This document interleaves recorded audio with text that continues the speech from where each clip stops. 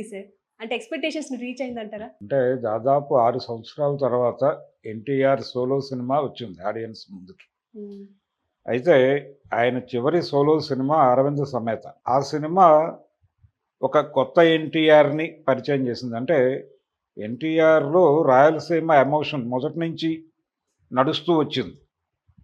అంటే ఆయన మొదటి హిట్ 'ఆది' దగ్గర నుంచి మొదలుపెడితే హ్మ్. రాయలసీమ ఫ్యాక్షన్‌తో ఆయన అటాచ్ అయ్యి ఉన్నాడు. అయితే దాన్ని కొంచెం స్టైలిష్‌గా మార్చి త్రివిక్రమ్ శ్రీనివాస్ ఆ సినిమా ప్రెజెంట్ చేసాడు. అది కనెక్ట్ అయింది, ఆడియన్స్‌కి హిట్ అయింది. అయితే 6 ఏళ్ల తర్వాత వచ్చినటువంటి సోలో సినిమా దీని మీద ఆడియన్స్‌కి విపరీతమైన ఎక్స్‌పెక్టేషన్స్ ఉన్నాయి. అలాగే భయాలున్నాయి, అనుమానాలున్నాయి. ఈ భయాలేంటంటే కొరటాల శివ ఆయన ట్రాక్ రికార్డ్. ఆయన ఇంతకుముందు ఎన్టీఆర్‌తో 2 సినిమాలు తీసున్నాడు. 'జనతా గ్యారేజ్' సినిమా చేసున్నాడు. తర్వాత ఇంత రైటర్‌గా పనిచేస్తున్నాడు ఆయన దగ్గర. ఈ ఎక్స్‌పీరియన్సు ఇప్పుడు ఈ సినిమా 'ఆచార్య' తర్వాత తీస్తున్నటువంటి సినిమా. ఇదొక పోలిక. హ్మ్. అంటే 'ట్రిబుల్ ఆర్' తర్వాత 'ట్రిబుల్ ఆర్' అనేటువంటి ఓ సెన్సేషనల్ హిట్ తర్వాత ఆ సినిమా హీరోలు ఇద్దరితోనూ కొరటాల శివే సినిమాలు తీశాడు. అవును. 'ఆచార్య' తర్వాత ఈ సినిమా 'దేవర'. 'ఆచార్య', 'దేవర' 2 కూడా 3 అక్షరాల పేర్లే. ఇది 'ఆచార్య' బాటే పడుతుందా 'దేవర' అనేటువంటి ఒక భయం అభిమానుల్లో కనిపించింది. హ్మ్.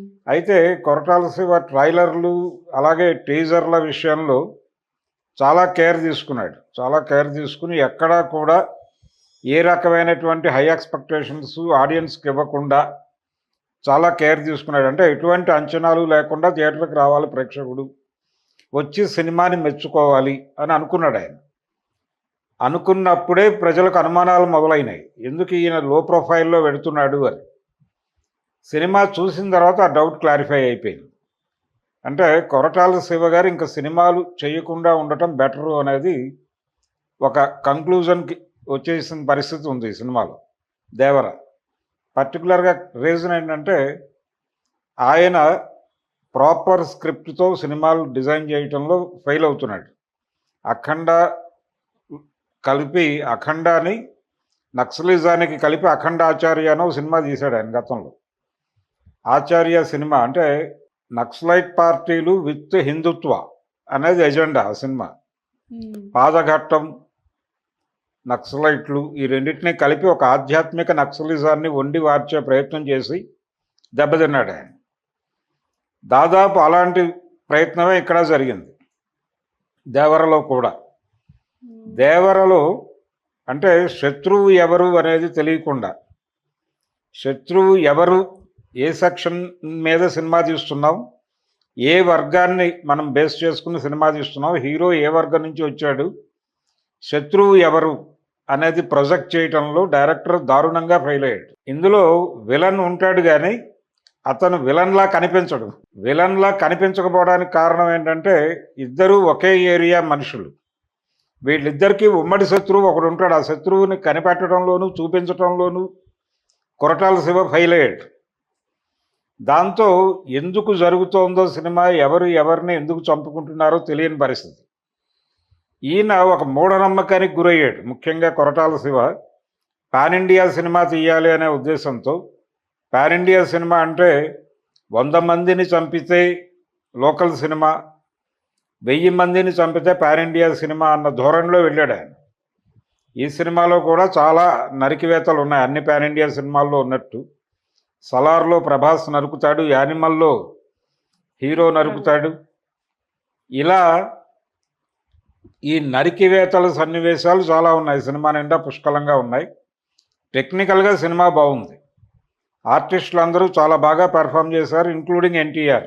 ఎన్టీఆర్ కూడా ఆ పాత్ర పరిధిని మించి నటించాడు. అంటే విపరీతమైన ఎలివేషన్స్ ఉన్నాయి సినిమాలో. ఎలివేషన్స్ మీద, వైలెన్స్ మీద ఆధారపడి కథని వదిలిపెట్టేశాడు ఆయన. కథని వదిలిపెట్టిన పాపం కొరటాల శివది. నిజానికి ఇది అద్భుతంగా డిజైన్ చేయదగినటువంటి ఒక లైన్. ఆయన మొదట ఏం చెప్పాడు ఈ సినిమా గురించి? ముహూర్తం రోజు వెట్లాండ్ ఇష్యూ మీద సినిమా తీస్తున్నాను అన్నాడు. కొరటాల శివ స్టేట్మెంటు ఇప్పటికీ రికార్డ్ అయి ఉంది. అది వెట్లాండ్ ఇష్యూ అంటే తీర ప్రాంత భూముల గొడవలు, తీర ప్రాంతాల్లో నివసించేటువంటి ప్రజలు పడుతున్నటువంటి బాధలు, ఆ బాధల్ని తీర్చడానికి వాళ్ళకు ఒక నాయకుడు ఉద్భవిస్తాడు వాళ్ళని నడిపించటానికి. ఆ నాయకుడికి వ్యవస్థతో జరిగేటువంటి సంఘర్షణ నేపథ్యంలో సినిమా నడుస్తుంది అని అనుకున్నారు అందరూ. కానీ అసలు ఆ ఛాయలే లేవు సినిమాలో. ఆ ఛాయలు లేవు. తీర ప్రాంత ప్రజలు ఇప్పుడు అనుభవిస్తున్నటువంటి ఏ బాధ సినిమాలో చూపించలేదు. ఒక సినిమా ఎత్తుకోవడంలోనే ఒక అద్భుతమైనటువంటి కథతో మొదలుపెట్టాడు ఆయన. అంటే ఒక అద్భుతమైన సినిమా చేయదగినటువంటి పాయింట్తో మొదలుపెట్టాడు. అదేంటంటే తరతరాలుగా అంటే ఒక రాజ్యాన్ని కాపాడుతూ వస్తున్నటువంటి ఒక సెక్షన్ ఆఫ్ పీపుల్, సముద్రం మధ్యలో దీవిగా ఉన్నటువంటి ఒక రాజ్యాన్ని కాపాడుతూ ఒక రక్షణ వలయంగా ఉన్నటువంటి గ్రామాలు, ఈ గ్రామాలు తర్వాత బ్రిటిషర్స్ రోజుల్లో చాలా సఫర్ అయ్యి చాలా ఇబ్బందులకు గురైనాయి అనేది ఎస్టాబ్లిష్ చేశాడు. వాళ్ళతో పోరాడతారు వీళ్ళు, బ్రిటిషర్స్తో పోరాడతారని కూడా ఒక వాయిస్ ఓవర్ ఉంటుంది. ఇంత చరిత్ర కలిగినటువంటి వీళ్ళు స్వతంత్రం వచ్చిన తర్వాత ఆకలికి తట్టుకోలేక స్మగ్లర్లకు సహాయకారులుగా మారిపోయారు అని చెప్పాడు డైరెక్టర్ గారు. అది అద్భుతమైనటువంటి పాయింట్. అంటే స్వతంత్రానికి ముందు ఒకప్పుడు ఒక దేశాన్ని ఒక రాజ్యాన్ని కాపాడినటువంటి సైన్యం ఆ తర్వాత బ్రిటిష్ ప్రభుత్వాన్ని ఎదిరించి పోరాడినటువంటి సైన్యం ఆ తర్వాత స్మగ్లర్లని ఆశ్రయించాల్సినటువంటి పరిస్థితి దాపురించింది స్వతంత్ర భారత ప్రభుత్వం ఆధ్వర్యంలో అనేది ఎస్టాబ్లిష్ చేయాలి కదా. అది ఆ పాయింట్ అర్థం కాలేదు అసలు రైటర్కి, ఆ డైరెక్టర్కి. అంటే తను ఎత్తుకున్నటువంటి పాయింట్ చాలా గొప్పది అనే విషయం ఆయనకే అర్థం కాదు. అర్థం కాక దాన్ని నీరు కార్చి గందరగోళంగా సినిమాని నడిపాడు. నడిపి అనేక పాత సినిమాలు గుర్తొస్తాయి సినిమా నడుస్తున్నంతసేపు. శోభన్ బాబు గారితో మోదుకూరి జాన్సన్ గారు చేసినటువంటి ఒక డ్రామా మానవుడు దానవుడు దగ్గర నుంచి మొదలు పెడితే అనేక సినిమాలు కనిపిస్తాయి. ఈ సినిమాలో తండ్రి కొడుకులుగా ఎన్టీఆర్ కనిపిస్తాడు. తండ్రి కొడుకులుగా ఎన్టీఆర్ కనిపించటం కూడా సెంటిమెంటల్గా అభిమానుల్ని ఇబ్బంది పెట్టింది. అభిమానుల్ని ఎందుకు ఇబ్బంది పెట్టింది అంటే ఆంధ్రావాలా అనే సినిమాలో కూడా తండ్రి కొడుకులుగా కనిపిస్తాడు. అది కూడా హై ఎక్స్పెక్టేషన్స్. ఈవెన్ శక్తిలో కూడా ఈ తండ్రి కొడుకులు అనే సెంటిమెంట్ అచ్చిరాలేదు ఆయనకి. ఈ సినిమా ఏమైపోతుందో అనే భయంలో ఉన్నారు. కొరటాల శివ గారు విపరీతంగా అంటే టెక్నాలజీ మీద ఆధారపడిపోయాడు, రత్నవేలు మీద ఆధారపడిపోయాడు, కెమెరామెన్ మీద, అలాగే యాక్షన్ కొరియోగ్రాఫర్స్ మీద ఆధారపడిపోయాడు. ప్రతి సన్నివేశం చాలా అద్భుతంగా తీశారు. అలాగే ఈ సినిమాకి వేసినటువంటి సెట్స్ చాలా బాగున్నాయి, ఆర్ట్ వర్క్ చాలా బాగుంది. ప్రతిదీ టెక్నికల్గా వంక పెట్టడానికి వీల్లేని సినిమా ఇది. నిర్మాణ విలువల పరంగా నిర్మాతలు విపరీతంగా ఖర్చుకు వెనుకాడకుండా ఈ సినిమాకి ఏది కావాలంటే అది అమర్చారు. ఇంత ఇన్వెస్ట్మెంటు, ఇంత ఎలివేషన్స్ పెట్టుకుని ఒక ప్రాపర్ కథని డిజైన్ చేసుకోవడంలో ఆయన తీవ్రంగా తడబాటుకు గురయ్యాడు. అంటే తనకి సామాజిక స్పృహ ఉంది, తన ప్రతి సినిమాలోనూ ఒక సామాజిక అంశాన్ని స్పృశిస్తాడు కొరటాల శివ అనేటువంటి ఒక ఇమేజ్ ఉండేది ఆయనకి. జనతా గ్యారేజ్ టైంలోను, ఆ తర్వాత ఆయన మహేష్ బాబుతో తీసినటువంటి 2 సినిమాలు, అది శ్రీమంతుడు కావచ్చు, తర్వాత చేసినటువంటి ఆయన ముఖ్యమంత్రి అయ్యేటువంటి సినిమా భరత్ అనే నేను అనే సినిమా, ఈవెన్ మిర్చిలో కూడా, వీటిలో ఉన్నటువంటి అలా ఒక సామాజిక అంశాన్ని స్పృశిస్తూ దాని చుట్టూ డ్రామా నడపటం అనేది ఆయన పద్ధతి. ఈ సినిమాలో దాన్ని వదిలిపెట్టేశాడు. దాన్ని వదిలిపెట్టేసి పాన్ ఇండియా మార్కెట్ని అడ్రస్ చేయటం కోసం రకరకాల కసరత్తులు చేసి ఇంత చేశాడు. అలా కాకుండా స్వతంత్ర భారతదేశంలో ఆ ప్రాంతపు ప్రజలు పడుతున్నటువంటి బాధల్లో ఒక సెక్షన్, అంటే ఇన్ టోటల్ వీళ్ళందరూ కూడా స్మగ్లర్లను ఆశ్రయించి బతక్కపోతే కుదరనటువంటి పరిస్థితి ఏర్పడిపోతుంది. తీర ప్రాంత ప్రజల జీవితాల్లో స్మగ్లర్లు చేస్తున్నటువంటి దుర్మార్గం, అలాగే వీళ్ళ మీద వీళ్ళు స్మగ్లింగ్ చేస్తున్నారు అనే ఉద్దేశంతో, స్మగ్లర్లకు సహకరిస్తున్నారు అనే ఉద్దేశంతో రాజ్యం వీళ్ళ మీద జరిపేటువంటి దాడులు, పోలీసులు జరిపేటువంటి దాడులు, ఇవి రెగ్యులర్గా చూస్తాం మనం. చాలా గ్రామాల్లో, తీర ప్రాంత గ్రామాల్లో జరిగేది ఇదే. వాళ్ళు స్మగ్లర్లకి అనివార్యంగా సహకరించక తప్పని పరిస్థితి ఏర్పడుతుంది బ్రతుకు తెరువు కోసం. వీళ్ళని టార్గెట్ చేస్తారు. కస్టమ్స్ వాళ్ళ దగ్గర నుంచి మొదలు పెడితే ప్రతి వాళ్ళు వీళ్ళనే టార్గెట్ చేస్తారు.